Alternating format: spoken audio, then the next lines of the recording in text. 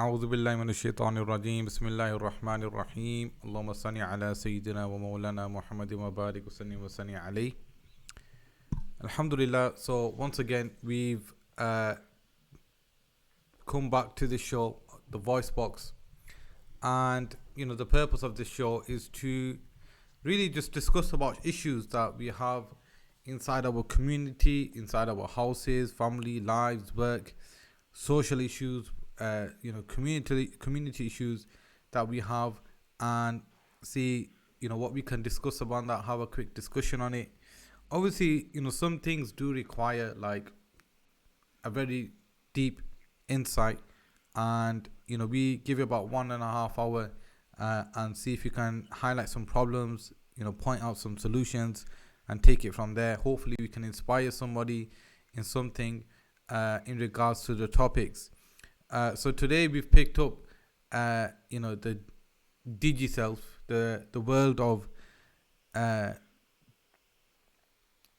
digitization of all our almost every aspect of our life, whether it's work, whether it's family, whether it's community, whether like now, whether it's religion. It's just there's always a digital portion of it, and we want to discuss whether is that a positive thing or a negative thing? Is that something that we should be embracing holistically and take it on, or should we be totally rejecting it? It's an opinion, and or in between, where we taking some of it and rejecting some of it, and being wary about how this can impact us in our lives. And whether it's our lives as adults, whether it's our lives as parents, whether it's our lives as youngsters, whether it's our lives as friends, whatever social position that you're in, it's going to impact your life inevitably. But there's always a positive impact and a negative impact. And we thought, listen, let's just talk about this and see, where we can go from it. Alhamdulillah, as usual, I've got Maulana Imran with me today. And, he's going to obviously give us his insight in it and his opinions on it. And Assalamu alaikum, Maulana. So how are you doing? Wa alaikum assalam wa rahmatullahi wa barakatuh. I'm fine, I'm good. I hope you're well, inshallah ta'ala. Allah give you barakah bi-iznillah. I hope your family is good, man. Inshallah, nearly half of Ramadan is gone. With the grace of God Almighty, it's flown by. The guest has come with his guest, the gust of forgiveness, and he's going to leave as quickly as possible. So I hope, we have taken advantage as best as we can, inshallah. Yeah, alhamdulillah, bro. I think today's topic is a very crucial, important topic. I think it's an essential topic, a topic of discussion. You're right. It is the Digiself. It is about the self. It is about the digital world. It's about the virtual world. It's about, sometimes we call it the virtual reality or the alternative reality of existence. There's many components to this, but I think, especially in the sense of the way we live our lives and how our lives have evolved because of circumstances, situation. What have we done? What is virtual? What is real? We call it hakikat wal majaz in the world of logic. They understand. So this is a whole area of discussion. And, I remember when we were studying philosophy, some of the debates around from the Platonian, from the concept of what is reality amongst the philosophers and what Aristotle's position was upon reality, which is a whole area of discussion. So these questions have always been there. Am I real? Is this real? Is this real? Is this real? Do you know what I mean? So there's always been that discussion. But I think the time and age that we live in, there's a lot that we have done, adapted, changed, evolved in the sense of virtual reality or alternative reality. And we have tuned in or, wired ourselves on. That's what it is, really. So I think it's a genuine area of discussion, conversation. Is it good? Is it bad? Is it good for the health? Is it good for the mind? So Allah give us barakah, inshallah ta'ala, that we have a discussion, inshallah, and people can also engage with us, bi'iznillah. Yeah, man. And I think that last point there was quite important. We do want people to engage with us. So, drop us comments. If we're going to try to incorporate where even people will be able to, call in or, Zoom in terms of calling in using the device of Zoom. the platform of Zoom, and hearing your thoughts and ideas on that. Has it impacted your life in a positive or negative way? Has it something about it where you might be a parent, and where it's infiltrated your family or intruded in your family, the way communication is done between yourselves. Like, I was reading a book recently, and it was speaking about parent, how you know uh, a parent was just going to do a TED talk, on YouTube, the YouTube series, and the daughter said, all the best, XX text message, and the mother goes, if only it was a real hug, if only she actually came and seen me. And but that's a replacement in the society now, where it's like XX emoji, smiley face, you know what I mean, and on all that, it's all that environment. But how are they as replacements? How are they as replacing them with the real thing?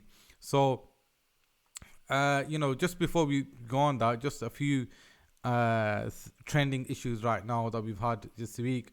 Obviously, you've heard about the lockdown's not getting any easier. Well, apparently there's But if you heard it, it was amazing. What it was like, you can go out, but then you can't go out. But it's good to do sport, but it's not good to do sport. It's not. It's like, where are we standing, bro? You know what I'm saying? yeah, that and it's always been like that, man. It's always been a bit ambiguous in the sense of, okay, so we can go out for essentials, but what is essential? How do you define essentials? Or you can go out for walks, but first of all, how do they monitor that? Like, that's my question. How do you know it's your first? How do they monitor that this is your first walk of the day? Do you get me? How do they monitor that? Like, it's just silly. You know what I mean? It's your first walk of the day. It's the first jog of the day. And so I don't know how they monitor that. Now you can go out as much as you want in terms of going out for a walk or for a jog. So, but how many people exercise more than once a day anyway, unless they're proper professional athletes or something? Yeah. But So, I'm sure I also heard him say that you can sit in the park on the bench and sunbathe. no, he did have some babe. Uh, can you imagine that? But you can sit on the bench. He said you can sit in the park. So I don't know, man. It's just is it general principle? Is it general principles that are given or specifics? Do you get me? It's just in the sense of, okay, if you need to get out for some fresh air, then what if you just go for a drive? If they're trying to prevent like people committing suicide and stuff like that and getting depression inside, so what if someone just wants to go for a drive instead of a walk? So anyway, they're not basically they're not getting any easy. They're going slightly easier. Apparently, they're trying to phase into a R3, a level 3 of the corona virus, where level 5 is where NHS can't deal with the deaths, and we were hit with a level 4, and we're trying to phase into a level 3 towards 3. And so it's a bit strange. So, but the lockdowns aren't gonna go any. If you can't work from home, then you should go to work. You know what I mean? So that's what they're saying. So it's not getting any. I was actually thinking we may be able to read Eid namaz. To be honest with you, I was thinking maybe if we followed some social distancing rules, we'll be able to get Eid namaz in. But it looks like it's not happening. No, but internationally, Akhil Aziz, let me throw something in. Internationally, for example, in Masjid al-Aqsa, for example, right, and even in Haram Makkah, especially when all the workers and etc. that are still there, they still had salah. You understand? They still had tarawih, and it was amazing because you could see the distance. The sheikh was doing the recitation of the Quran, doing the leading of the prayers of the Jamaat, all right, and there were people dotted around. You understand? Which was amazing, to see that salah is salah, ibadat is ibadat, and under the circumstances, of course, certain things could also be put into place.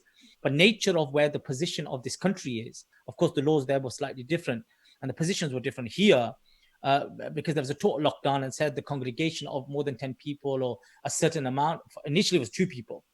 If it's more than 2 people, no.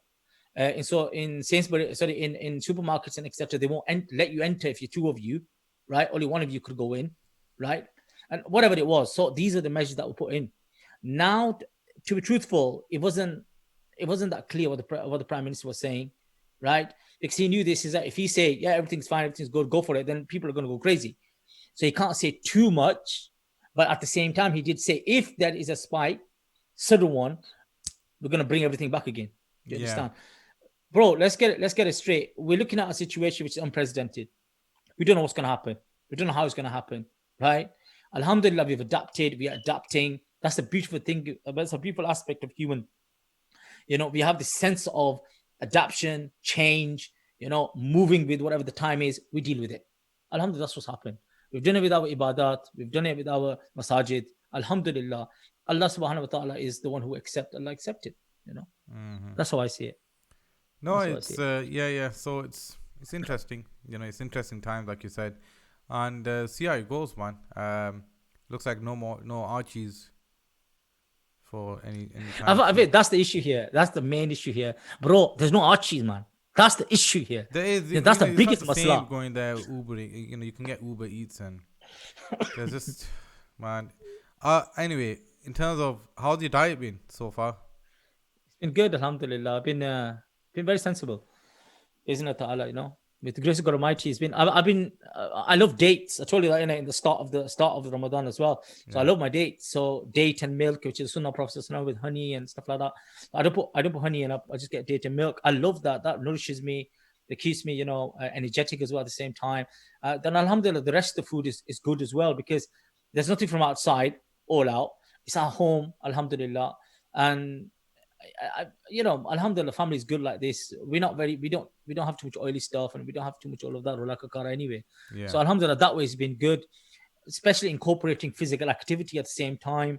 Having ample amount of water or liquids, etc., which has been really good. Alhamdulillah, it's really helped the bodies, helped the mind as well. And I have a fairly good routine in the morning. So because I'm working, so I work, I go. A person who works in a particular environment, I get up at a particular time. So sometimes it does feel there's a tiredness that creeps in around 4 or 5 o'clock, only because the body's just churning. But alhamdulillah, because the mind's occupied, I don't feel it that much. So the food's not that bad. The timetable's okay. Alhamdulillah, you feel the strain over the day, but that's inevitable, bro. We're humans, aren't we? Yeah, you know what? I stayed firm on that by no meat, no fizzy, and no no fried. Yeah, I stayed good, man. Honestly, I stayed good. Alhamdulillah. But then what happened today? Yeah, honestly, it wasn't my fault. Like, no, it wasn't my fault, bro. Like, I made sabzi at home, and guess me, I took one bite. Yeah, iftari, took one bite. Second bite, third bite, bro, I couldn't swallow it. I was like, can't do this. You know what? I can't. It just come to a point where it's like all month sabzi, bro. You mean give one day, you know what I mean? And it's just, it obviously it takes its toll in it. You just start thinking, you start hallucinating, you start seeing things, bro. Yeah. And 1 minute. You just said hallucinating and you're having sabzi. That's very controversial. What type of sabzi are you having, bro? It was gobi. There's nothing magic, are they? No. It wasn't that type of sabzi. It wasn't that type of sabzi, mate. I thought my bro here, Kakinak sabzi is gonna go virtual. No, you know what? Honestly, virtual reality, getting into something different. I'm in the next world, bro. I'm chilling. MashaAllah. It wasn't that type of sabzi. I'm disconnecting from this world. Yeah. God. And MashaAllah. So basically today, I just thought, I need to get a Virginia's, man. And this place called Virginia's, in it, close by. And I just had to, bro. It was just, I know, it almost become like wajib linguistically. But I saw it was next level. So anyway, I think I did well. You know what I mean? Now I'm just gonna ease off a bit now, and slowly and but I think I did well half of Ramadan. No meat, no fries, no fizzies, and I probably just go back on the meat. I'm starting to feel a bit weak as well, man. You go become a And cannibal again, eh? yo, do you watch MMA? Do you watch UFC? Yeah, yeah. You know that Tony Ferguson got his penty yesterday, bro, for a lifetime. Yeah, Sorry, bro. last night. Last night. I don't. I'm gonna be blunt. I don't watch in Ramadan, so you gotta forgive me, bro. Yeah, yeah. You know, to be honest with you, we did Saudi at my friend's house, and yeah. So Tony Ferguson had a fight last night, and you know, and you got battered, man, and I didn't think he was gonna get beaten up so badly, man, and so I watched that last night. You know, it's a good fight, man. Justin Gaethje was he I think he's 6th or 5th ranked in UFC, and you know, Khabib's first, then it's Tony, then he goes down. I think it's Justin Poirier, then it's Conor, and I think it's this guy then, yeah. And but this guy fought well, man. Honestly, really good fight, honestly. And you know what? It was a good fight, man. It's a good fight. And but so Khabib, I don't know if you're following it. Khabib and Tony is not happening. It's not happening. Oh, that's true. So that would have been a good fight. Yeah, it's not. Sheikh Khabib, man. Sheikh Khabib. Alhamdulillah. And He's wicked, yeah. man. Allah give him barakah. Jolo, let's get on to the topic. Yeah. And so what's your, and just as a overall, just throwing it in, just getting in there, what's your view now in the sense of everyone's, you know, everyone's just kind of plugged in it. Everyone's plugged into their phones, in their laptops, in their devices, in email, in WhatsApp, in Snapchat, in Instagram, in Facebook. Now, it's like we are all just plugged in. You know what I mean? Do you ever feel like that? Do you ever feel like, man, you know, we're all under the radar now? Bro, we're in a matrix, bro. We are plugged in. Indeed. I was just trying to be Morpheus there, bro. The Morpheus there, mashallah. You know what I mean? No, but it is, you got to understand is that's something that's part of our existence at the moment in time. We may agree or disagree with it. We may say, you know what, oh, I'm not connected like this, and I'm not plugged in. I think that's a crucial word there, plugged in. You know, and we are plugged in. What my perspective understanding about that is, you know, first and foremost, let's get this straight. Question is, what are you plugged into? Do you understand? Because the virtual world or the virtual reality is a world within a world within a world. I remember back in the days, one of the oldest websites you find is Second Life. Have you heard of Second Life? No. Second Life came out a number of years ago. Yeah, we're going back a number of decades. And what they've done was you could go online and you could simply travel the world. All right, travel the world virtually. So you create an avatar, right? And you go online and you travel the world. So for example, I've not been to the Himalayas. I'll go to the Himalayas virtually. All right. I remember I went to Makkah Sharif. I go, virtually. Yeah, I mean, when Google Maps came out, I did that. Google Earth. Same thing. Exactly. So, you know, it is virtual reality or alternative reality or something different. All right. Now, initially, what needs to be understood is that the idea behind these sort of concepts were positive. That we have to acknowledge that. You know, we'll discuss throughout the whole, you know, we're discussing, talking about is how virtual reality is a very essential part of army training, how it's helped healthcare, how it's helped education, how it's helped different areas, you know, of development and enhancement. But the thing is, there's a whole other area to virtual reality where the perception or the concept of reality, right, is taken out of concept completely. So there is so much stimuli, all right, upon within the computer world or the virtual world, where when you come back into reality, where you become unplugged, you're like, how do you deal with this? Yeah. How do I deal with this, which is reality? And the thing is that there has to be some sort of balance. No doubt there are immense and you know, positivities as well through that process, right? By creating these type of technologies and etc., and how they impact us physically, mentally, and etc. But there's always an opposite to this as well. Look, in the Quranic context here, Bismillah ar-Rahman ar-Rahim, وَمَا الْحَيَاةُ الدُّنْيَا إِلَّا لَعِبٌ وَلَهْوٌ. The Quran says that this world and the worldly life is not but amusement and diversion. It's a very crucial word. Lahu is with diversion. What are you diverting yourself from? What is diversion? What are you adjusting your mind away from? Right? Now, naturally, is in this context is Rabb himself, the ultimate reality. Do you know what I mean? And in the realms of spirituality, reality and virtual has always been the discussion. Hakikat wal majaz. What is hakikat and what is majaz? What is reality and what is virtual? Do you understand? Now, within the spiritual context, we are virtual and the Lord is reality. Do you understand? So when you look at the world that we're in, that we've plugged ourselves, this world is a very crucial thing. If this world takes you away from your Lord, Sorry. no, yeah, if it takes you away from from your Lord, what is it? It's virtual. Because it's just la'ab and lahw.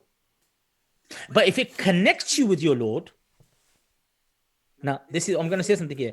But if this virtual world, it connects you with your Lord, reminds you of your Lord, then it becomes reality. So I have the same position about this as well.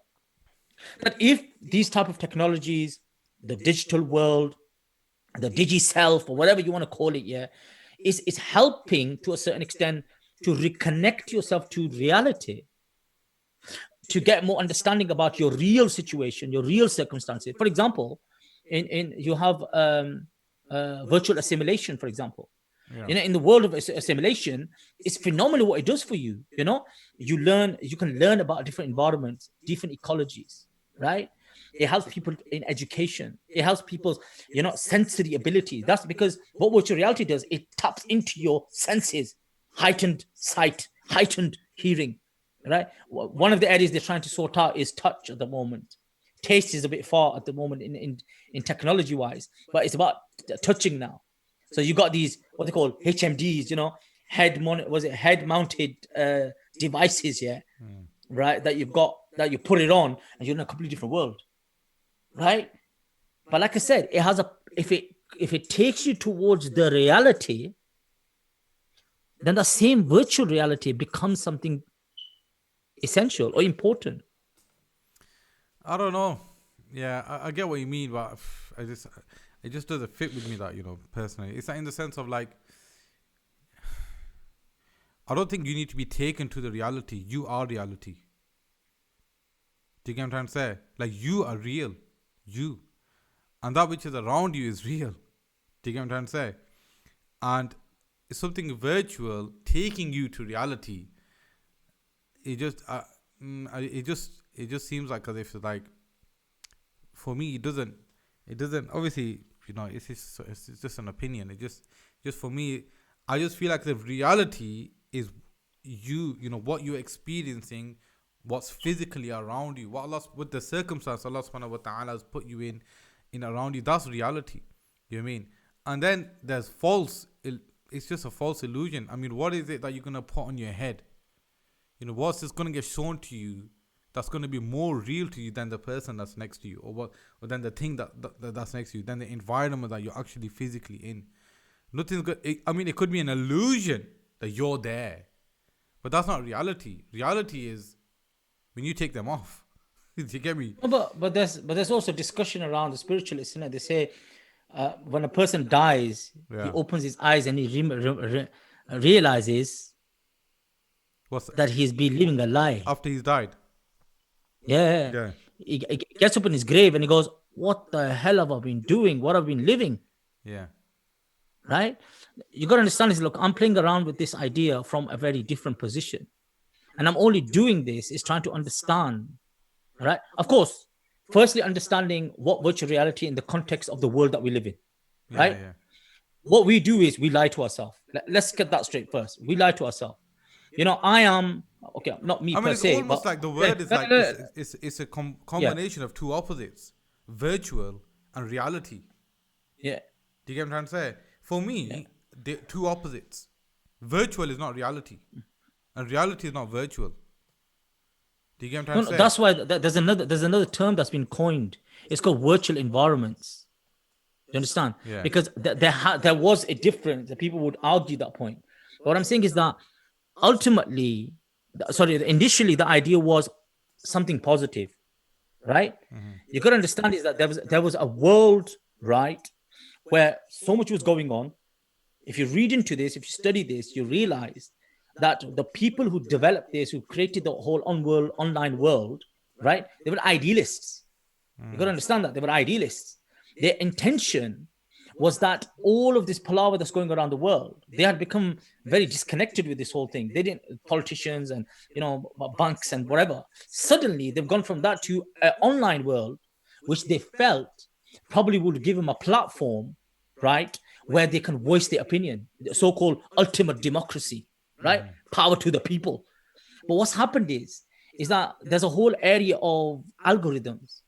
So what's happened over time is I'm in my bubble, you're in your bubble, Chachi's in her bubble, Chacha's in his bubble.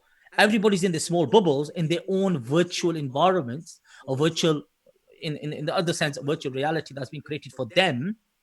And what's happening is that is all they know. We don't know anything different.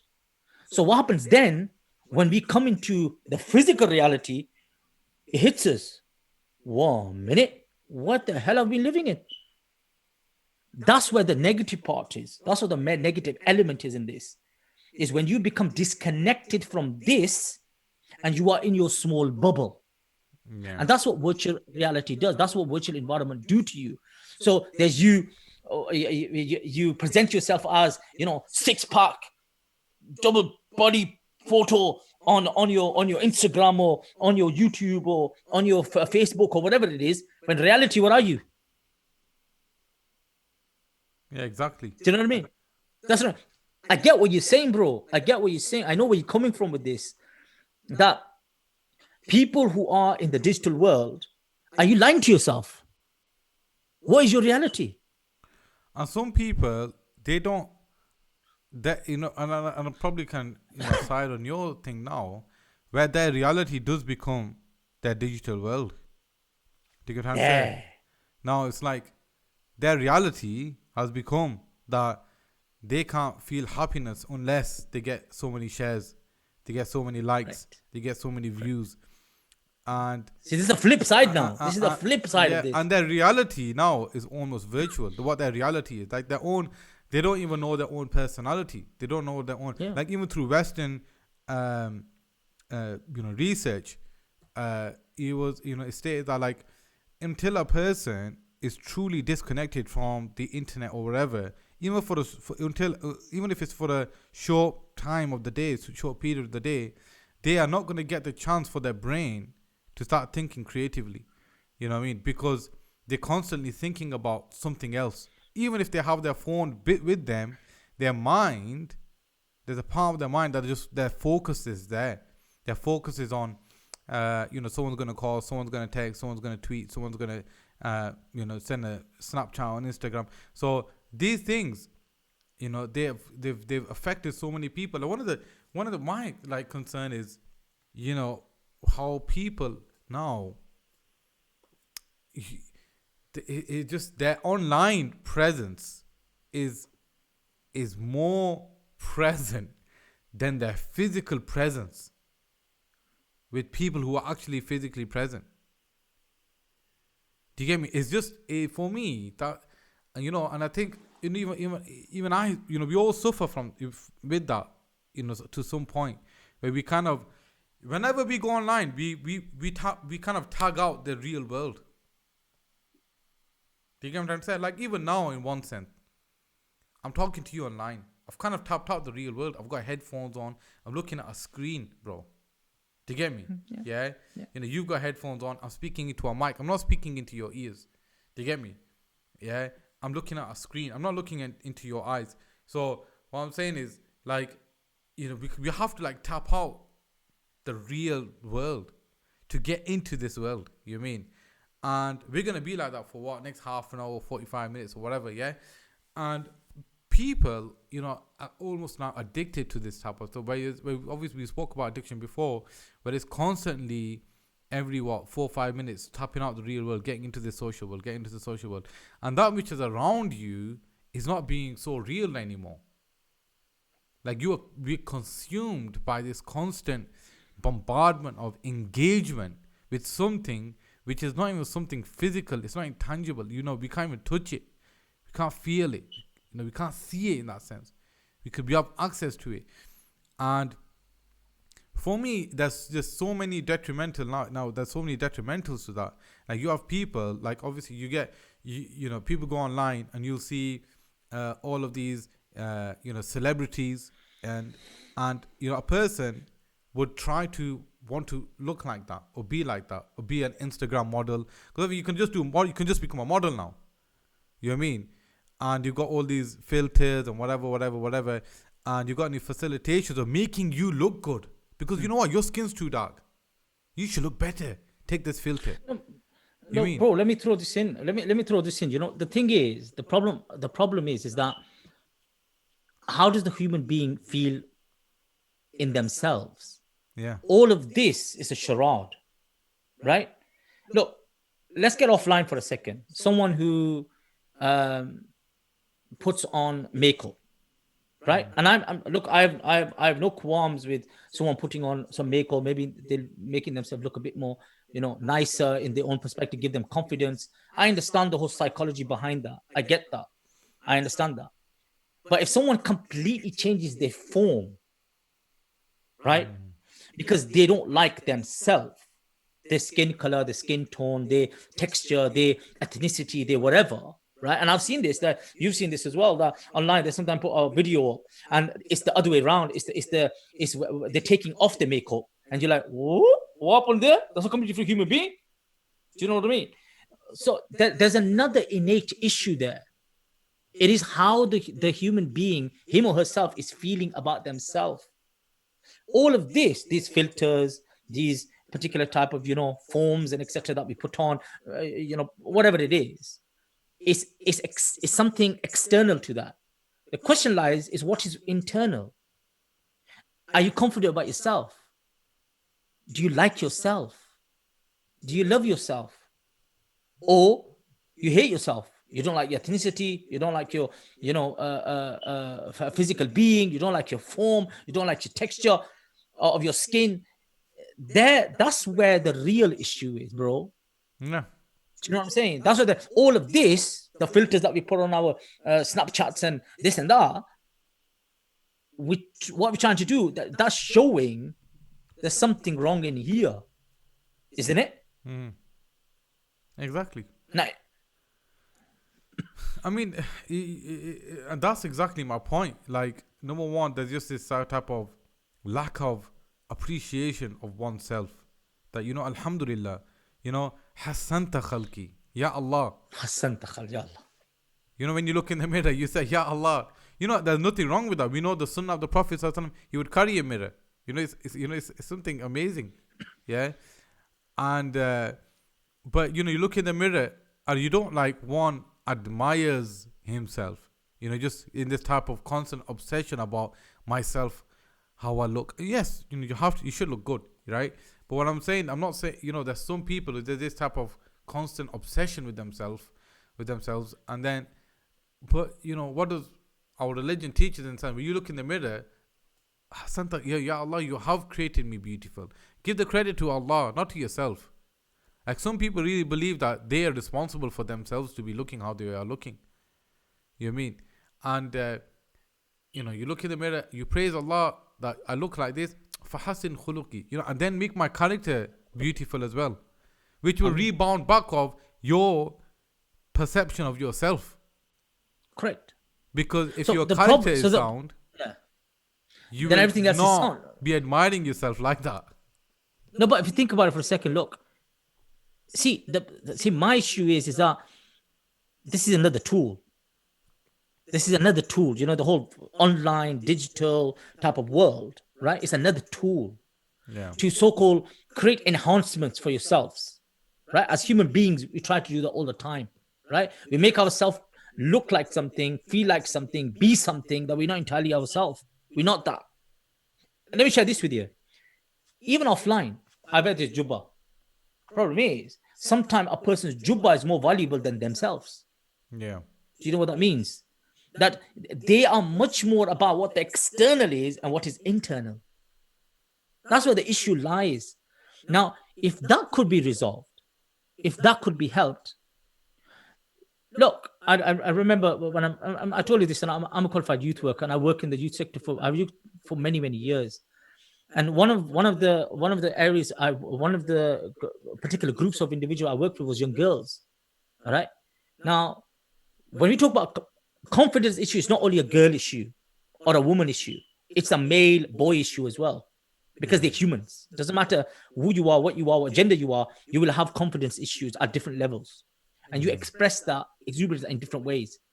But I'm giving you an example on the case of females or young girls, is because that's something which is usually discussed and talked about. And I'll give you some example from my own example when I used to work in the youth sector. I came across that. Yeah, this idea of imitation, right?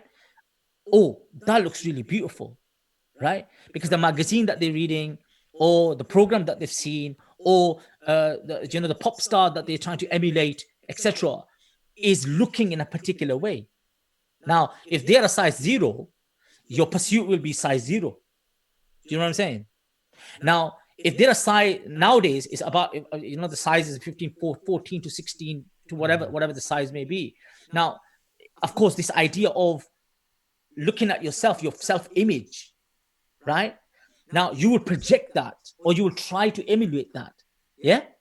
Now, if you can't lose weight, now think about this: if you can't lose weight, and suddenly you're online, what are you going to do? To try to emulate your ideal, you will use a certain process. If there is a filter, you'll use that filter. Yeah. You know what I mean? Or people who go offline, they're going to have plastic surgery done, for example. Or there's some very extreme, medical procedures that people go through, right? By cutting this and removing this and sucking this out and sucking that out, which for some people it really leaves long-term, lifelong, physical markings. It happens. Now, what I'm saying is, it's about the human being. The virtual life, or the alternative life, or second life, or whatever it is. What is that? That is just trying to disconnect from your reality. Mm-hmm. Why not sort out your reality? Take place in anything. Like, it does You not can't just virtually. There. If somebody is more impressed with your car than you, yeah, there's something wrong, because at the end of the day, you are more than the car. No, 1 minute, bro. You are more impressed with your car than you. Yeah, exactly. You give yourself. That's the issue here. You're higher in your self-esteem because of your car, rather than being higher in yourself, like, appreciating yourself because of the amazing creature you are. You have a personality, you have a brain, you have intellect, you have love, you got relations, you've got all these things about you, which is amazing, and you won't feel comfortable until you're in a nice car, which contains But the question you. then is, that car, bro, is that virtual reality? That car, I don't know. That house which you have pursued and you've made just so that you can feel good, is that virtual reality? Yeah. Yeah. Do you get where I'm coming from, bro? Yeah. This is the thing. When Deen al-Islam says, أَعْلَمُوا أَنَّمَا الْحَيَاةُ الدُّنْيَا لَعِبٌ وَلَهْوٌ, know that the life of this world is but amusement and diversion. Right? The end of this verse, you know what it says? وَمَا الْحَيَاةُ الدُّنْيَا إِلَّا مَتَاءُ الْغُرُورِ. Look what it says. And what is the worldly life except the enjoyment of delusion? It's not real, bro. It's not real. What are you doing? What's your reality? How valuable are you, bro? Do you get where I'm coming from? This is the issue. Man arafa nafsahu. My bro, qad arafa rabbahu. The one who knows himself surely knows his Lord. Right? Now that could be on Instagram, that could be on Twitter, that could be on Facebook, that could be on YouTube, that could be on Twitch. God Almighty, have mercy. That could be on Twitch. Or that could simply be in your car, which you feel that you are value, your extension that you've created around, you create a virtual world around you. So people see you in the car and they have a perception about you because of the car. Who are you? Who are you? Mananta. Really, you know what? Honestly, some people are really suffering, bro. Trying to maintain this type of standard of life. Which is, you know what? I read this book one. I think it's Rich Daddy, Poor Daddy or something, yeah? And it's on business and stuff. And it said, you know, most people spend most of their lives and their wealth impressing people that they don't even like. Boom. Bada bing, bro. Do you get me? Most people spend most of their lives and time or wealth trying to impress people that they don't like. Tafakharum bainakum. The Quran says. Look, this is what I love about boasting to one another and competition in increase of wealth and children. What? Yeah. I have more than you. I'm better than you. And that's why. Then in the virtual world, we make ourselves a macho man, Randy Savage, and we're not even that. And honestly, you know, for me, like trying to find a solution from like du'as and zikr to this crazy world that we live in is one of the du'as of the Prophet. You know, Allahumma arina haqqa warzuqna ittiba'a. Haqqa wa haqqu. There you said it, bro. You hit the nail on the head there. Haqqa wa. For how it truly is. It truly is. Wa arina al-batil warzuqna ijtinaba. And show me Ameen. falsehood as falsehood and make me stay away from it, you know. Ameen. Cut away from it. So I'm gonna ask you a question. Did the Prophet sallallahu alaihi wasallam, now check this out, did the Prophet sallallahu alaihi wasallam talk about digital world at that time? The digital world or the digital life or the virtual world or the virtual reality? Was he talking about that? I don't know. Obviously, I would. He was talking about human reality of our heads. Okay, even though we perceive something to be reality, that's not reality. That's the thing. That's how we do dua to Allah. Show us the reality within the reality. I mean, yeah. I mean, all right. I get your question now. I mean, I wouldn't be surprised if the Prophet was including all of that in his that's how I keep that wisdom. You know what I mean? Understanding that obviously, you know, the Sahabas wouldn't understand Facebook and internet. I mean, they could, but, you know, it's not something. It was. No. It's out of their knowledge. Because he was given that comprehensive speech. So, you know, his one statement can cover so many dimensions. And I truly believe that dua, it's so more effective now than ever. Because there's so many falsehoods now. There's so many fake realities now. There's so many, you know, paths that you can walk into where, like, for instance, look, there's people, and I really want to touch on this. There's people out there, bro, who are more comfortable about their, you know, with living their digital profile life than actually how they are themselves. How are they about themselves? You know, and I'm talking about us, and it's all across the spectrum. Like for kids, for instance, there's some youngsters who are probably more comfortable in their profile in Fortnite or COD or whatever. Yeah, their profile online. They're probably more comfortable interacting with other kids online than interacting with kids physically in life. Yeah, of course, yeah. They feel more comfortable online. Yeah. Their real virtual identity. Yes. They feel like as if they are more satisfied or content with that virtual identity than the identity that's given to them by their parents, by their culture, by their religion, by the environment. They are not as satisfied with that because online, he's killer 22. Do you get what I'm saying? At home, he's Abdullah. Do you get what I'm saying? You know what I mean? Yeah, when he goes out. So online, he gets to choose his name. He gets to choose his reality. He's a bad boy online. But really, he's getting 200 headshots a day. But really, but his life in reality is going from upstairs to downstairs. Downstairs to upstairs. Going to bed, waking up, eating, sleeping. But that reality, virtual identity that's there, and many, especially youngsters who are in that type of environment, they're much more comfortable with that, and that is a serious crisis, man. That is, but at the same, see, you use the word comfortable.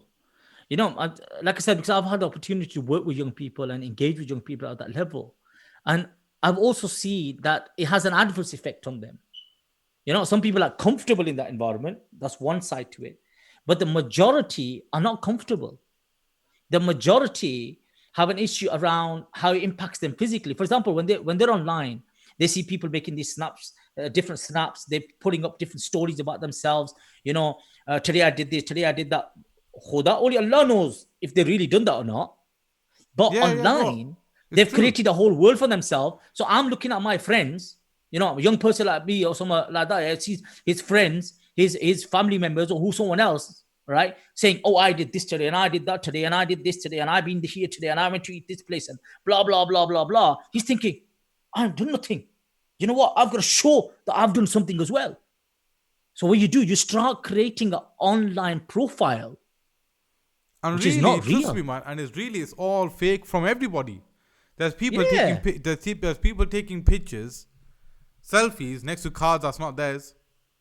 True. Yeah, they might be, working in an environment and they take a selfie and they're not mentioning that they're working here. Might be a cleaner there, bro. Yeah, might be a painter there. Could be anything. Yeah, get a snap behind. With this nice house or whatever behind me, and just like balling, underneath, just like balling, right? Yeah. Oh yeah, likes, hashtag, yeah, and it just, and the disappoint, like, and they would not feel like, in the sense of, I would rather someone disappointed with himself, like, what, why don't I work hard to buy that car? Why don't I work hard to buy that house? The time I'm spending faking it, why don't I try to spend 70 time making it? Good. Like, I have more respect for that person who said, listen, man's on a hustle. You know what I mean? I don't get time for all of that. Like, you look at biggest, a lot of obviously celebrities are online, but you'll be surprised how many successful, especially successful entrepreneurs and stuff like that. They, some of them don't even know how to use the phone. They just have people running their accounts for them. Yeah, everything. They've got a part-time student. Real world. They've got a part-time student who's just taking pictures and all that, and he's acting in behalf of that celebrity or entrepreneur or whatever, and he's posting. And obviously now we're following these posts and thinking, yeah, we're writing comments, like Floyd Mayweather will take a picture of his money, yeah, and he's not the one who even took the picture probably, yeah, and he's not the one who's uploaded this picture, and you get all these comments, yeah, you know what I mean. But the thing is, we're just so sucked into it, honestly. And it's like what you're saying, bro. Yeah, take a picture with things, and they're probably not even, my point is, they're living this fake life. Like, people have a fake perception of that person. Fake perception and a state of immense anxiety. Yeah. This level of anxiety that's developed within generally as human beings, but especially with our youngsters, and especially on social media, it's amazing how much support help they need. Once they're offline, they feel inadequate. They don't feel that they've got anything, right? Now, sadly, like you said, you talk about work ethic, yeah? Make it, don't fake it. Mm-hmm. But the attitude now is fake it until you make it. Yeah, that's what they say. That's what You know what I mean? this what, Fake it bro. until Fake you it till make you it. make it, and That's you what know I mean. what? So there's that another side to this. Would you But think? what that means is, for me, and that works. It works. That's a proper strategy, online strategy, bro. Fake it till you make it. Yeah. But for me, what you're trying to say is, sell your soul, sell your dignity, sell your self-respect until you make it. Do you get me? Because whilst you're faking it, you can't.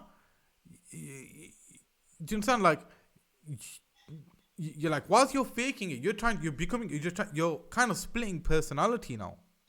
There you hit it. You know what I mean? And you're splitting this personality of yours. You're doing things which are immoral. You're not comfortable with. It's not making you feel happy.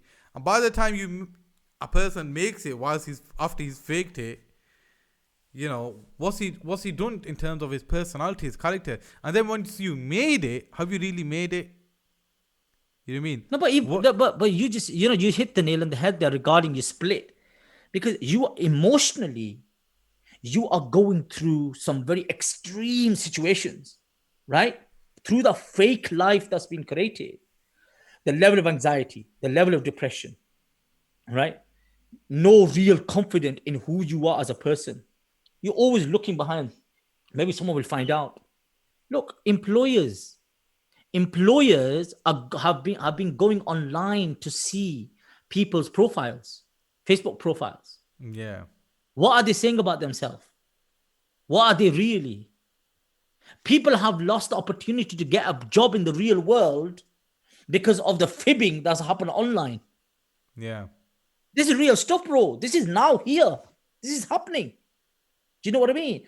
This is how the real world is working. And the truth is, the real world is the one that nourishes you, that gives you food, that gives you water. You go to work, right? You have to work. You have to do something physically to do that. Now you're going to work, and the employees are thinking, I'm going to check on his Facebook. I wonder if he is what he's saying, about integrity and about justice and about being truthful, and all these questions that are asked us are offline. Are you do you have integrity? Are you a truthful person? Right? Yeah. Etc. Etc. These things are asked about us. Now, when a person goes up and he's fibbing, he's so used to fibbing, so used to fake life, that even on our applications we do that. But you got to understand, the employees themselves are on it now. They're like, okay, let's find out. Tap, tap, tap, tap. Oh, this guy was chilling in, where? You're like, oh God, what the hell happened there? The thing is, like I said, for me on a personal level, it boils down to the human being, us. How confident are you? How comfortable are you within yourself? Do you know what I mean? And remember, and I think, what my point is anyway, there's no harm in using these platforms as long as you just don't get lost into it.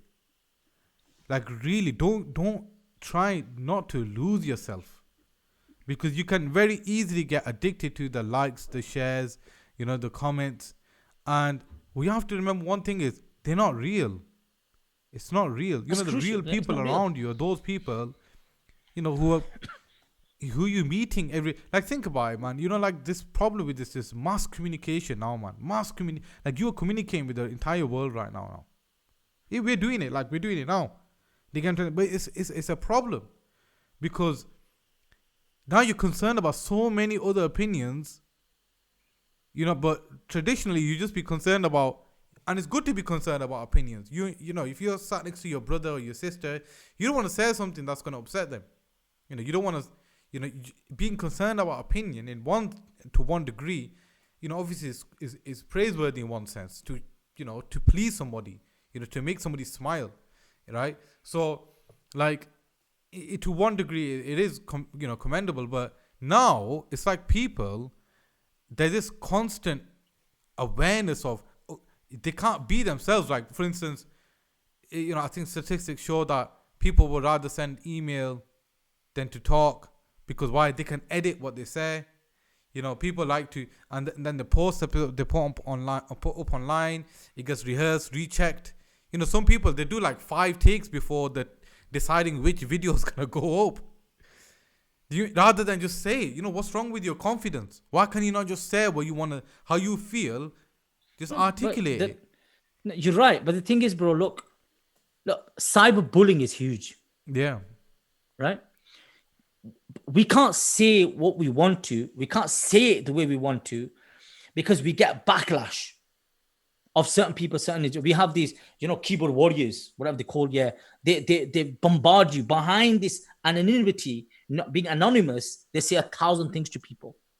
And the group of people that are most affected are young, impressionable minds. And in social media and places like that, this is the worry is usually about them. Because when you get to a certain age, you start realizing as an adult and etc., hopefully, that this is not real. They don't impact me. They don't affect me.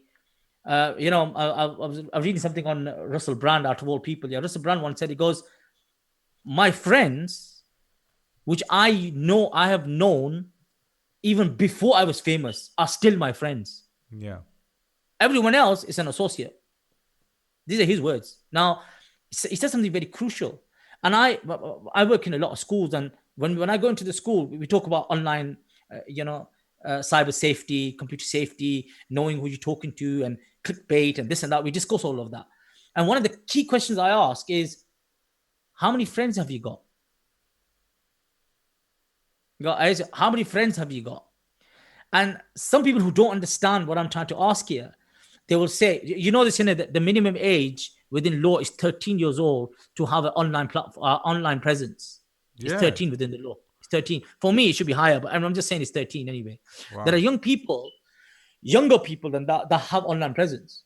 Yeah, of course. Because of Fortnite, because of Minecraft, and all of these particular games that they tend to play, which are targeted towards young people.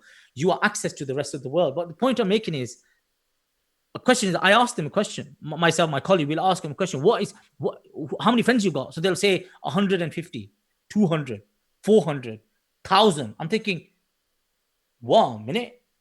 Have you met your friends, these friends? Have you physically met them? Have you seen them? Right?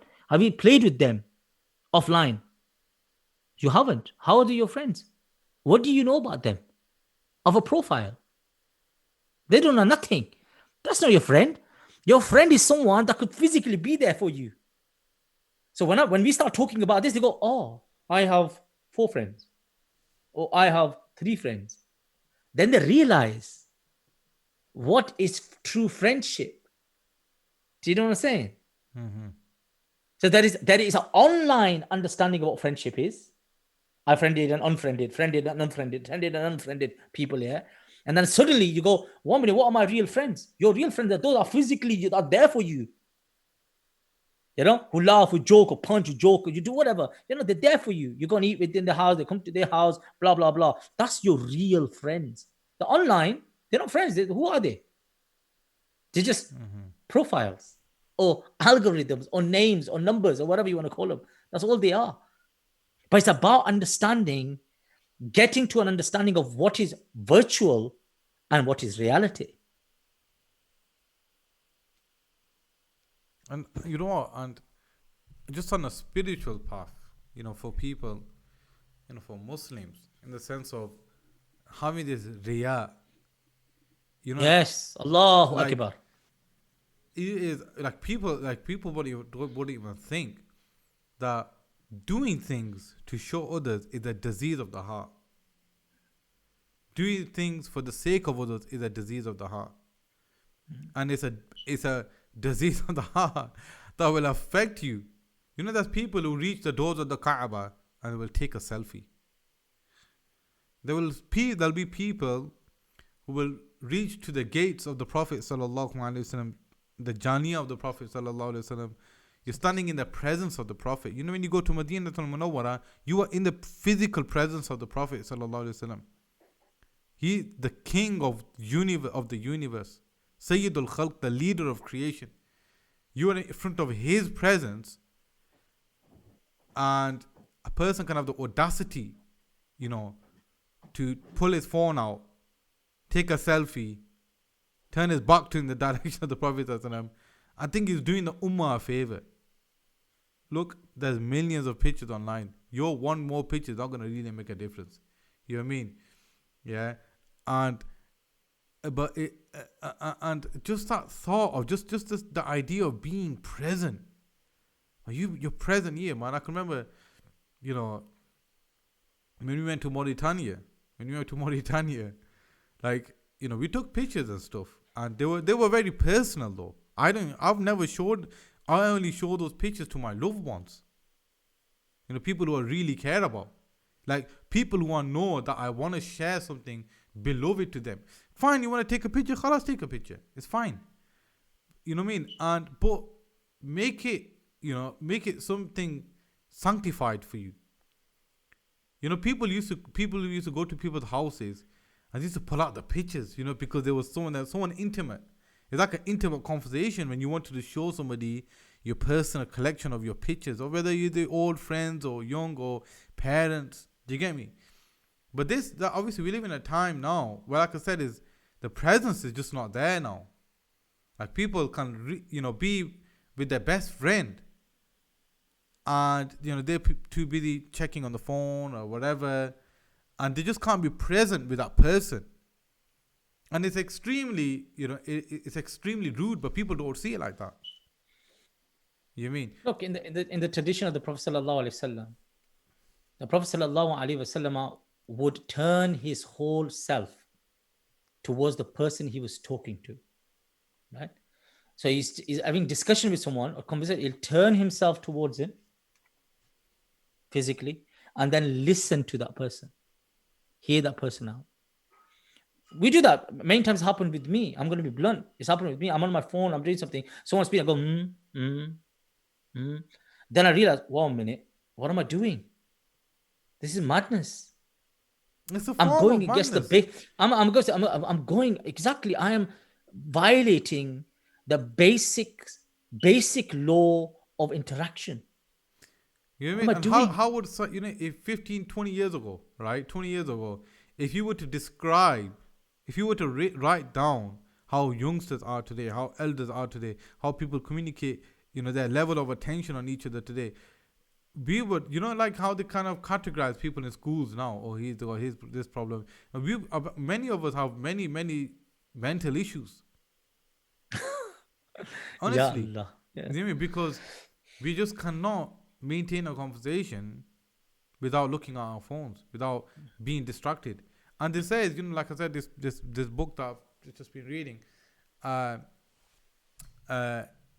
thing that she says in it is that, many people, they will just spend the entire day just binging through internet. And by the end of the day, they just feel kind of depressed because of, they've not done nothing productive. But for some reason, they've just been going through internet. Because why? Every person, they need some solitude. They need a break away from that. Every person needs that. They need to have this undivided attention to themselves. And, like whatever it is, you want to pray, you want to meditate, you want to do what it is, but you have to give yourself that time. It's a book that I'm reading. It's called, Reclaiming Conversation. And I don't know if you heard of Sherry Turkle. Of course. She's a great author, and she's written a couple of books on this stuff. But and that's the whole point, that like people really just conversation, man, just being present.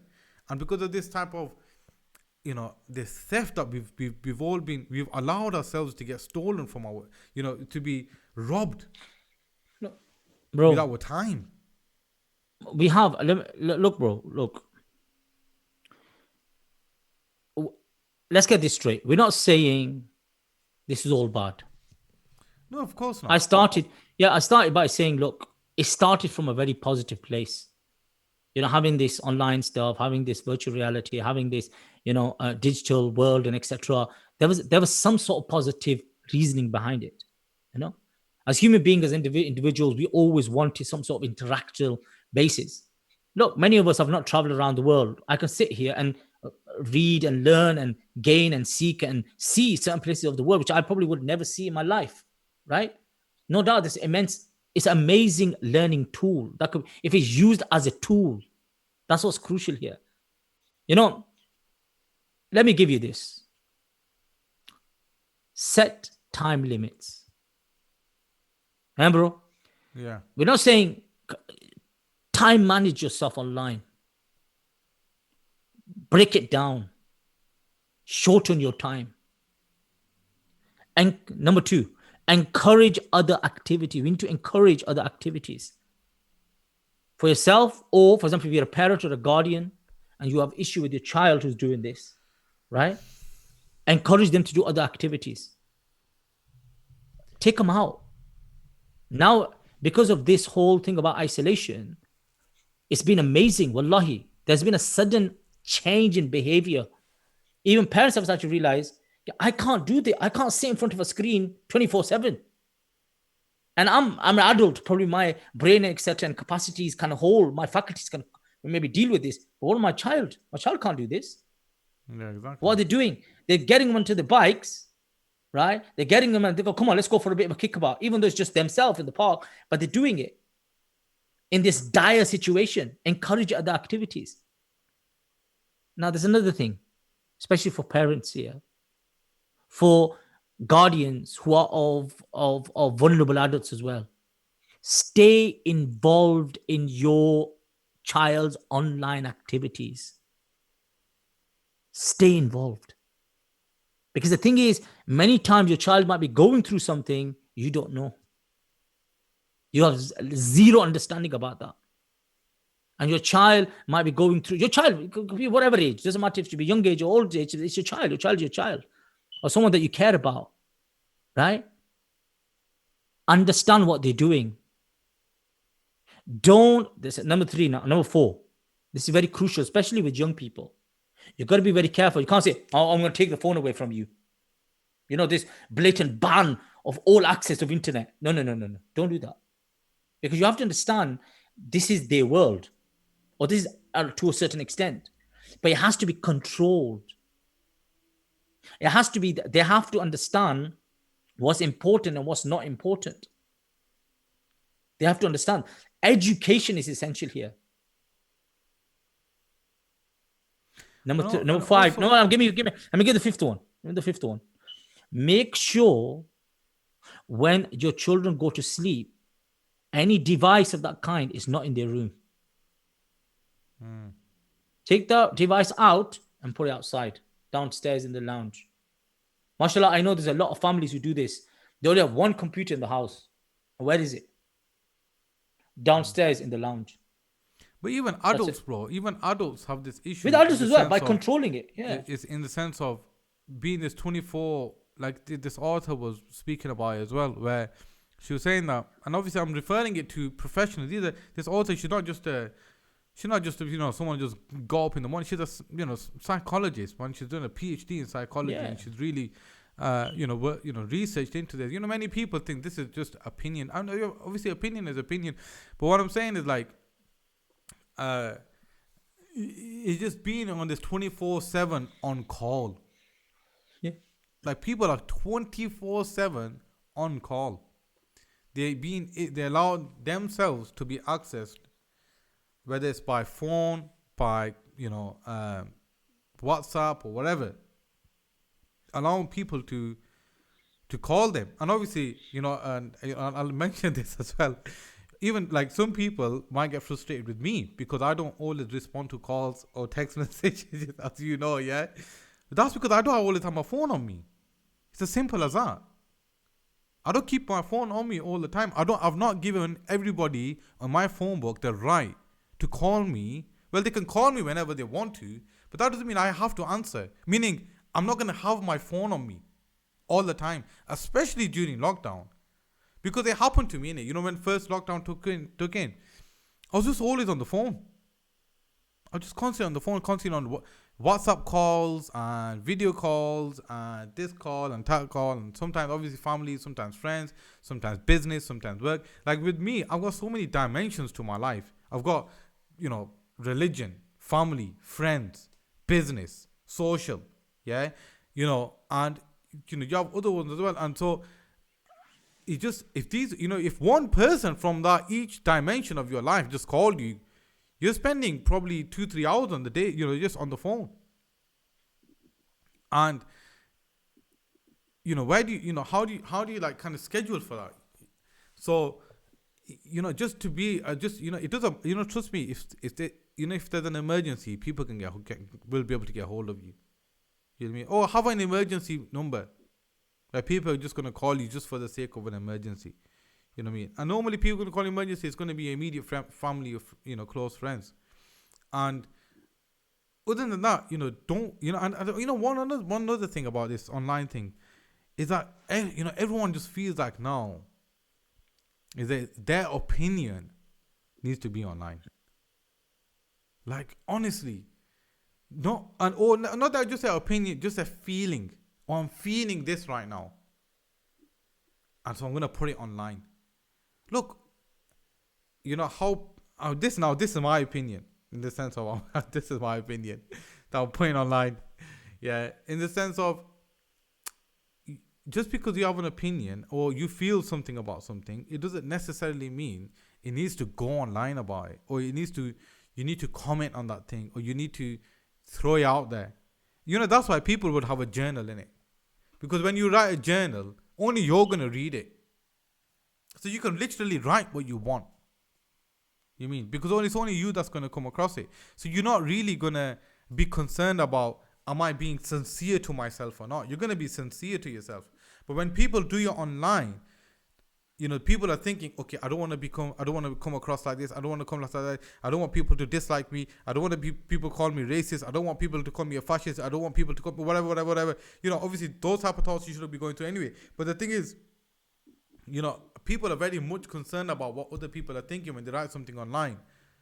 And so there's this constant, you can't even really express yourself comfortably either. And what, man? I'm going to say this, bro. Obviously we will talk about disease of the hearts as well, yeah?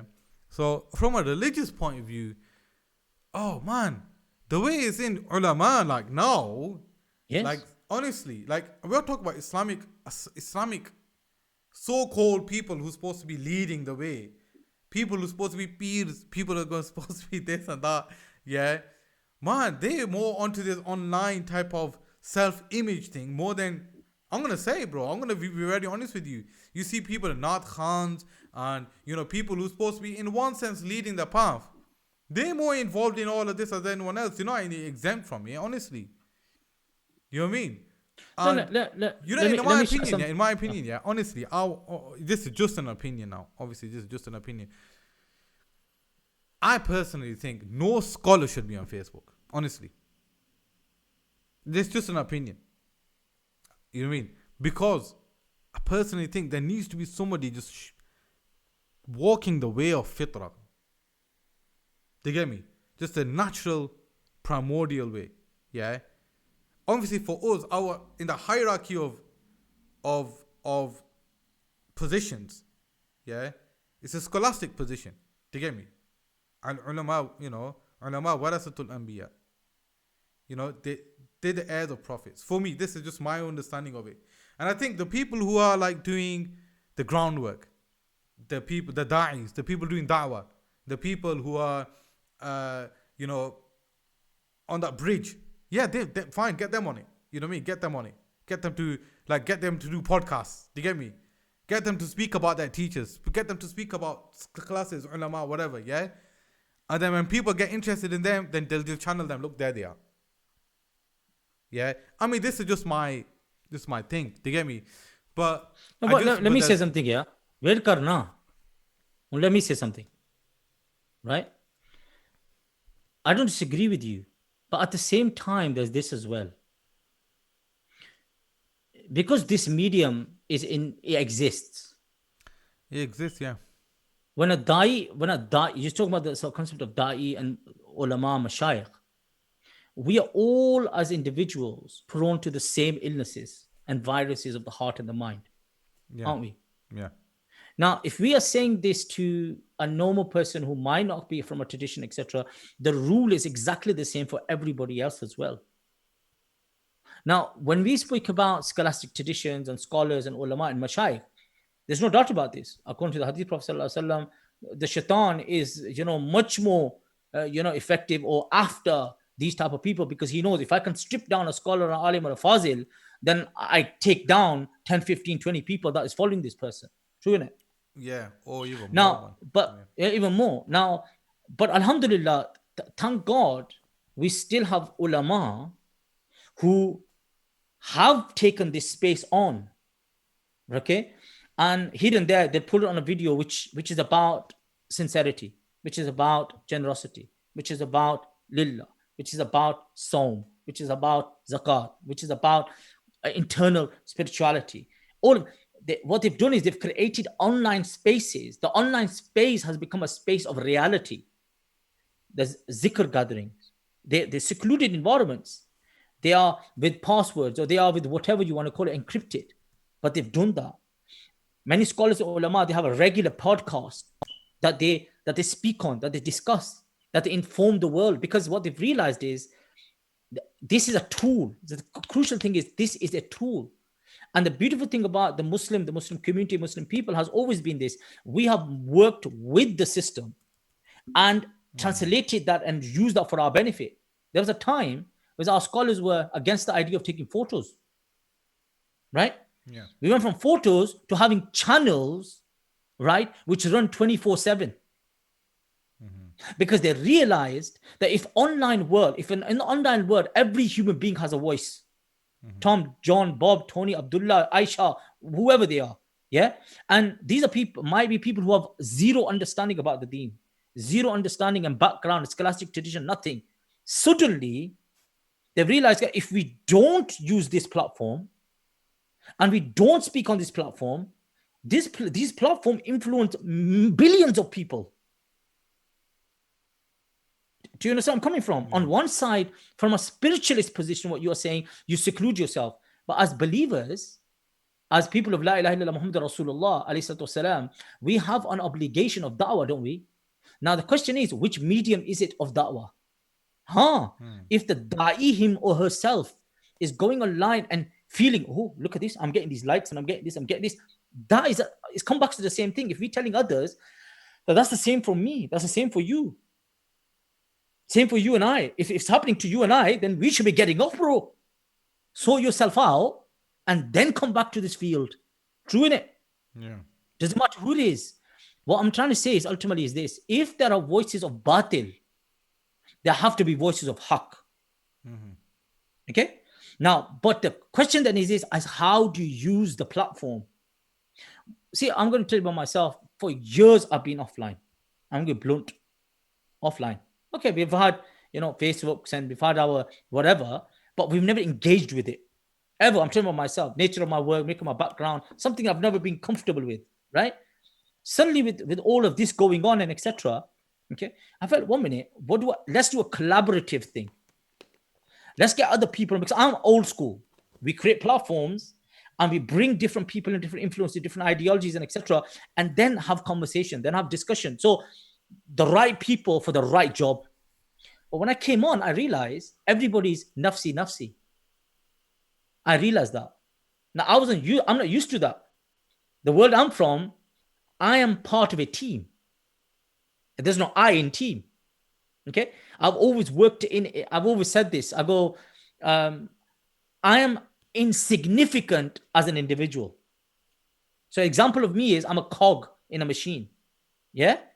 I'm only important in the machine. But the machine won't work without this cog. Do you get it? That's the importance here. If you and I and most of us could understand that, because you are only important when you're part of the Jama'ah, when you're part of the collective, then even when you are sitting and talking about something online, even if you are saying something on Facebook, even if you are mentioning something on YouTube, if you are on any platform, you will understand that you are responsible not only for yourself now, you're responsible for the Ummah of Rasulullah. You're responsible for the Muslimin. You're responsible for humanity when you give advice and you speak. See the difference? Comes back to the self. By asking them to completely remove themselves, is not wise. This is not called wisdom, right? What it means is that we rectify our heads, sort ourselves out from internally, work on that on a personal level. If it's a platform of da'wah, if it's a platform of discussion on that basis, ahlan wa sahlan. But do it in a systematic, calm, collective way with the deen. But totally cutting them off is not wise, because then you have only one-sided opinion. That's not fair. These platforms were originally created for what? Difference of opinion. But who were they created by? When You said they created for difference of opinion, I don't personally think that they were created for difference of opinion between haqq and batil. You know what I mean? They're created by foul people, bro. You look up on Mark Zuckerberg, man. Look up on he's a very hardcore supporter of the right wing. You know what I mean? He's a foul individual. And in his whole type of political ideology and all that stuff it's not good. So I don't know. I don't think a person, if a scholar says, I'm not going to engage with this at all, that he's being unwise. I can't. No. Look, the best scenario, listen to me. The best scenario is don't engage. You save yourself, you save everybody else. It's unwise if a person does that. All right. No. Let me clarify this. That's the best scenario. Offline, theek hai, karo pe. No problem. Right? But what I'm saying is, if you are if you are coming onto these platforms to do a particular job, right? I'm asking you, what is wrong with that? No, I'm not saying that. I'm not saying there's nothing wrong with that. But I think the fadila, the better is getting off it. It's like then the rukhsah. Yeah. It's like people who don't watch TV. Do you get me? People who don't have TVs. People who don't have TVs at home. I said to my students, if any of my students, it's like, for instance, I do classes on Facebook. Yeah. If any of my students were not on Facebook, I will say to them, it's better not to study that which is voluntary online, than to create an account online and become part of the world one. Because believe me, it'll do more harm than good. Yeah, you look at how much things that are going on online. Da'wah, classes, Zoom meetings. Like, subhanallah, there should be a wave right now of whatever, purification, the amount of work that's going out, the amount of information that's going out there. But if you look at stats, the mosques are only decreasing. You know what I mean?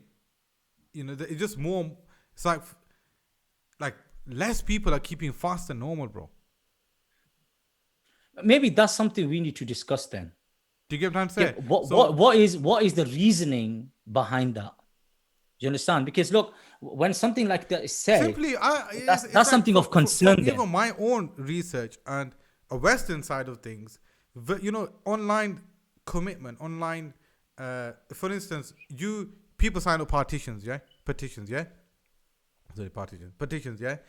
People sign petitions, whatever. You get all these signing petitions. From those petitions, you set up a meeting from the people who sign petitions. It'll be a radically lower number than the amount of people committed online. Because it's not true commitment. And I just think, this obviously is just my own opinion, but I personally think these platforms, yes, there has to be some work done on these platforms. Do you get me? But why the generals? Do you get me? The ulama are the generals. You mean? Send the comrades, the students. The murids, if they want to say, and whatever. But I just personally think, is there a platform that really?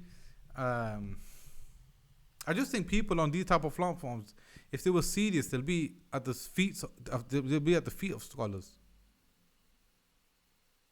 rather than type of this self kind of satisfaction you have, I've done this. Look, let me give you something. Someone defined what is dunya. The Quran says that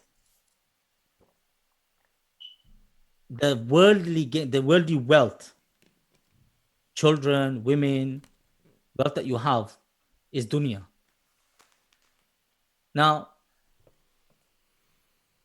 anything that keeps you away from the remembrance of your Lord is dunya. So we marry, we have children, we have wealth, don't we? Yeah. So because we have that, if that keeps us away from Allah, then that becomes dunya. But if that brings us close to Allah, what does that become? What does it become? Deen.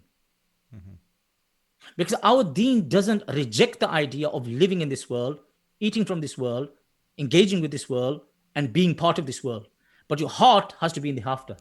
Yeah, but you know what, man? Look, man, I hear that a lot, bro. And I'll be honest with you. People use that in so like out of context. Oh, you know what I mean, brother, you know what I mean? It's deen is about being part of the world. Yeah, it is part of the world, but the part of the world, which is like we know, you walk the path now. We know the Prophet sallallahu alaihi wasallam said this religion started as a strange thing. Yeah. And it will end as a strange thing. Of course. And glad tiding to the strangers. Correct. We live in such an extreme society now. Don't get me wrong, bro. I am not saying we can't be part of the world. I'm not saying that. Do you get me? But which part of the world, you know what I mean, do you want to be part of? Which part? Because there's many parts of the world. Remember, you are in the world, so you are also part of the world. Yeah, of course we are. You can't say, who's deciding what's part of the world and what isn't. You are living. No, we can. You are we living. can. No, one second. You are living. You're in this world. You are part of it. You are part of the society. Whether someone likes it or not. They're part of the society. Do you get me? So, and who's to say, oh no, they are no longer part of the society now. Why? Because he's decided or she's decided not to be part of this platform. No, who said? They're as much a part of the world than the ones who are in that on this platform or not, because they're part of the world. But you get me? So which part of the world do you want to be part of? Because there is definitely a part of this world, this outer world, that you are a part of, man. You are a part of the Dajjalic proper system. And then you have to seek forgiveness for yourself in the sense of, Ya Allah, and seek protection. Ya Allah, don't let me be amongst that. Do you get me? Because you can be part of a system, a part of a society which is foul, which is anti-Muhammad sallallahu alaihi wasallam, categorically. And you don't want to be, I don't want to be part of that at all. Because a man's going to be resurrected with that which he's part of. Do you get what I'm saying? Like, there'll be people who are resurrected with the Dajjal who never lived at the same time with the Dajjal. Because of their ideology, their understanding. You know what I mean? And some people try to do that. You gotta be part of the. There has to be a balance, and it's like balance. Like we are very far from balance. We have not given Deen the right that it deserves. As a balance, you know what I mean? And like somebody said to me, oh, you should have a balance. Define to me balance. Is it 5, 95, 95% for the dunya, 5% for the Deen? That's not balance. That's oppression. Do you get me? What's balance? How do we define balance? How do we define the world? How do we define the world? That's all why. Of these that's things why. are very arbitrary. No, it is. But look at this. This is why I'm saying this, isn't it? That something that takes you away from Allah, becomes dunya. Yeah. Something that reminds you of your Lord is not dunya. That's a very straightforward measure. It's a very straightforward measure. Right? Now, if we could do that, we may be online, we may be on our Facebooks, we may be in a virtual world, we may be on alternative world or second life or whatever life you're in, yeah? If you in that state, right, is taking you, look, I don't know what you are going through. I don't know what Joe, Bob, Tony, whoever is going through. I don't know that. only they know what they're going through. Only I know what I'm going through. If in that state I've lost myself and I've not found my Lord, then that's the measuring stick. That's what I'm trying to say here. That is the measuring stick of sticking with it or leaving it.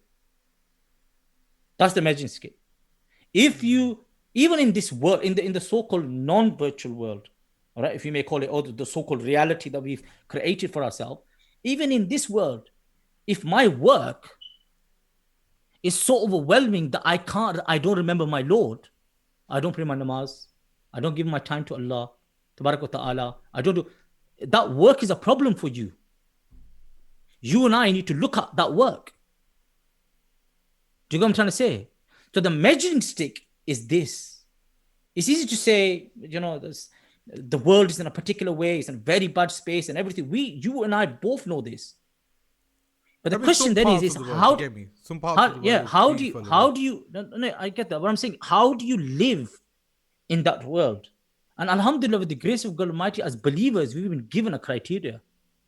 That's the beauty of our deen al-Islam. It gives us a criteria. It says, what reminds you of your Lord, stick with it. If it tampers with that, let go of it. That's it. Mm-hmm. So I could be a taxi driver, right? But namaz time comes, I go and pray namaz. When it's my zikr time, I do zikr. I don't double cross anybody, I do halal. My taxi driving is good for me. Yeah, of course, yeah. Because it gets me to my namaz, whatever. But I might be a wealthy, whatever, right? I might have a position, but I never get time to pray namaz. Yeah. Or I never make time to go to Allah subhanahu wa ta'ala. Then that position has no value, has no status. Bro, you're in the wrong place. Get out of this space. The criteria is very straightforward.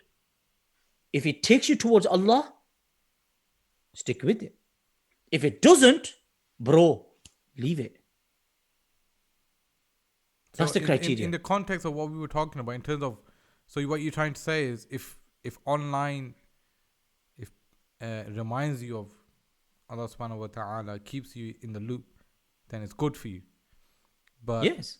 But then if it's distracting you, then it's bad for you. It is bad for you. And all research shows, and I'm going to tell you this, when it comes to stats and knowing about what this is something that we deal with all the time.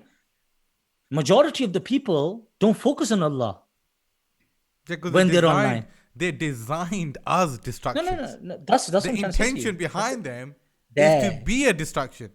That's fine. What I'm saying to you is this. You saying as a blanket thing. What I'm saying is you plugged in. How do you plug off? Because we've already discussed about people who do rehabilitation and this and that, whatever. Do you remember this is type of a kick? 100%. If you tell people if you tell people to plug off, they have withdrawal symptoms. There's 1,000 other issues that they occur. The way it's done is you do it slowly. You say to the brother and sister, look, I get it. You're doing it. Now, this is the way to get control back. Marginalize your time. Create some time management. Engage yourself in physical activity, other activities, which takes your mind off 24/7, right? Go and look at something natural. Don't always look at the screen. Mm-hmm. Right? Even this is advice. You see a screen for half an hour, 40 minutes, right? Now, for the last thing, what are we doing? Every so on, I'll look away for a few seconds. I'll do this, I'll do that. Because the continuous beam affects me and it'll affect you. Mm-hmm. Right? Continuously. It's advised that you move your face away. You go and look at something natural or don't look at that continuously. Now, but the bottom line is this, the measuring stick is only this. And what you will find, if you use that measuring stick correctly, then your engagement with the online world will reduce rapidly. Because majority what's on online is, like you said, lahu, distracting. It's distracting. And if it's distracting from what? From Allah subhanahu wa ta'ala himself. Like honestly, even not just on internet online, But obviously, like Netflix, it is online, yeah. And like more like Ramadan, when I was young, Ramadan, we weren't allowed to turn the TV on. Yeah. Like Ramadan has now become a time of watching. Like, look, I watched the fight last night. Do you get me that say? You know what I mean? It's like what you said. And what did you respond? Look, I don't watch it in Ramadan. You mean? And I don't actually watch TV. You know, and but there's people. I'm not saying never turn the TV on in the entire month of Ramadan, but we got people watching a movie every single night in Ramadan, in lockdown, watching a movie every day in Ramadan. Anyway, that's a separate issue. That's something else, man. That's far away. But you know. So, anyways, I think we should be concluding now. And you know, mashallah, it was a good discussion. I think it's a good back and forth there that we had. In the sense of you know, if you allow me Yeah, to, it is. Yeah, Bismillah. Bismillah. if you allow me to summarize, you know, what we've been through is, you know, we spoke about the different effects that it can have on people. You know, like what we spoke about, it can make a person in terms of their perception of things, the perception of themselves, the perception of reality, the perception of, you know, their own emotions, what they experience. You know, what one thing a few things that I touched on upon was like, you know, don't diminish the experience of what you're going through. You know, if your child is playing with you, be present with your child. If your parents are with you, be present with your parents. Yeah, and not everything needs to be online. You know, mashallah, you're doing a lot of good. It doesn't all have to be online. You know, you want to make a dua, it doesn't have to be online for it to reach God. It doesn't really need to have to be online to reach God. You got a good thought in your heart, keep it between you and Allah subhanahu wa ta'ala. So some of them, understand, mashallah, you know, some people, they get them online and, you know, mashallah, it's good. Keep some to yourself as well, man. Keep some to yourself and between you and your Lord. And and obviously you spoke about, you know, solutions to that, in the sense of, okay, we have this constant attachment online. And then Mullah Sahib, he explained how, you know, give yourself on times and off times. You know, give, you know, kind of schedule your social media hour. You know, that give that in terms of business advice as well. You know, in professionals, give that in entrepreneurs give that advice in the sense of have a social media hour. You know, have an hour where it's going to be for you on social media if you have to go on it. Yeah, you know, you want to check reports. You know, 1 hour in the morning, 1 hour in the evening, or whatever. Yeah, but after that, you don't engage with it. You don't allow it to distract you. Whenever you think about something on social media, you say, I've got a set time for it. And, you know, obviously we spoke about then the different types of people. It was a good conversation. Sheikh, do you want to give some final words and finish it off? I just want to say this, inshallah ta'ala, you know, if you really want to be real and you want reality, then virtual reality is not the place where you're going to find that. It is within yourself. You've got to find some sort of comfortability with yourself. You need to work on yourself. You need to understand how your own head works. And you need to find some sort of confidence within yourself. Once you and I have done that, then we engage with the world according to our reality. That's what's more important than filters, than whatever that we try to create an image about ourselves which is not real. Mm-hmm. You as a human are very significant. You are the creature of God. Allah, I'm a Muslim, Allah created you. And guess what? You and I both are going to go back to Him. Let's work on our reality so we can connect ourselves with the reality, which is Allah Himself. Jazakumullah khair, Sheikh. And inshallah, we'll keep in tune, and you know, we'll throw an early post out in terms of the next topic. Jazakumullah khair for tuning in. Assalamu alaikum. Alaikum salam.